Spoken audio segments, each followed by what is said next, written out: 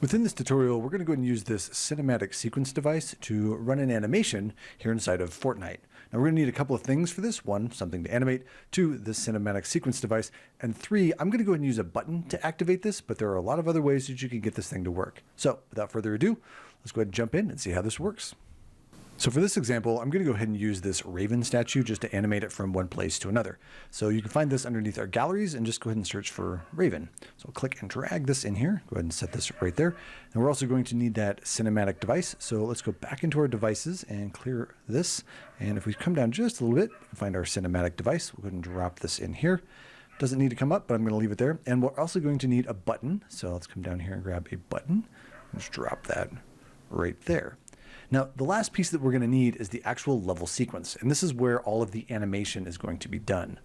So to create one of these level sequences, simply just come down into the content drawer, and inside of any of the folders that you've created, you can simply just right click, go ahead and choose animation, sequencer, and then level sequence. Go ahead and give it a name, and then go ahead and double click on it to open it up. So next what we need to do is tell the sequencer what it is that we want to animate. In this case, I want to go ahead and move this statue around. So select the statue, and then down here in the bottom left-hand corner, we want to go ahead and just right-click and choose Actor to Sequencer and go ahead and choose that object that is selected. You can, of course, also just grab anything out of your outliner and just drag it in here as well. That does also work. Next, I want to go ahead and animate this object. For those of you that are familiar with animation, you'll totally understand, but I'm going to walk through this as well. So with this object selected, I can actually come down here and make sure that I'm on the correct keyframe where I want this to actually start. I'm going to go ahead and just click right here and set this at 0. I'll have this start at the beginning.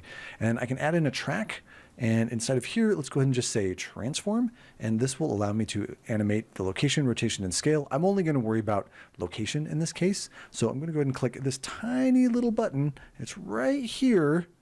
This little tiny thing between these two arrows. And that's going to set in a keyframe. So there you go. We have one keyframe right there. Next, I want to go ahead and make this thing move. I'm going to move this scrubber up to frame 60. So I know at what time.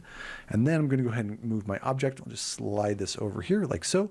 And then you'll see that it actually added in a keyframe, and that is because I have Autokey turned on. If you don't have Autokey turned on, we're going to just delete that. You can see what you need to do. Just move this over, and then go ahead and just click that location again, and there we go. Now if I scrub it back and forth, you can see this object is going to move. Now something important I want to talk about here inside of the timeline is this little section right here. This is a red little line. I want this right here because I don't want all that extra time at the end of my animation to play. It's basically just blank area that I'm not using, so I'm going to go ahead and shorten that down. Now for you advanced animators, let me show you something really, really cool, and it's this button right here. This is the actual curve graph. So if I click on this, we get another little sequencer curves, and if I select Raven here, you can see I can actually get here and animate the curves. If you need to play with the tangents, you can find all kinds of things right up here to work with. There's all kinds of loops and other little things inside of here as well. I'm not going to be using that. This is very basic, so we'll go ahead and close that down. Our next step is to connect all these pieces together so that they talk to each other. And move this back to the beginning here. And essentially what I want to happen is that when the player actually presses the button, it's going to activate this sequence player. It's going to go ahead and play this sequence and anything that's happening inside of it, which is going to drive anything actually out here.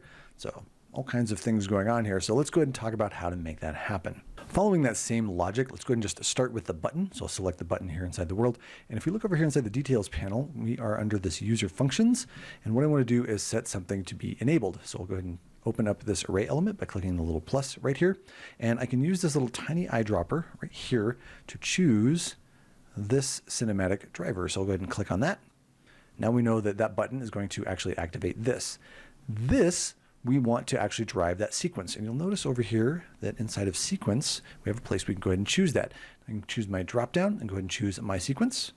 There it is right there. You can alternatively actually drag this sequence from here into here as well, which is really kind of cool.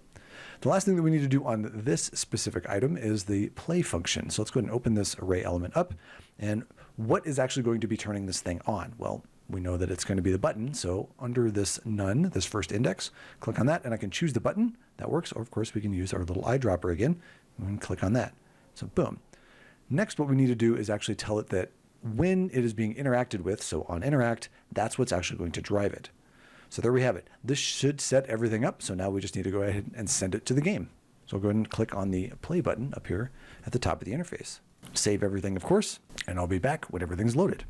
So here's out of Fortnite. Let's go ahead and play the game. So I'll go ahead and just walk over to my interact here and press E. And there it is. And goes ahead and animates. And I'll go ahead and press it again.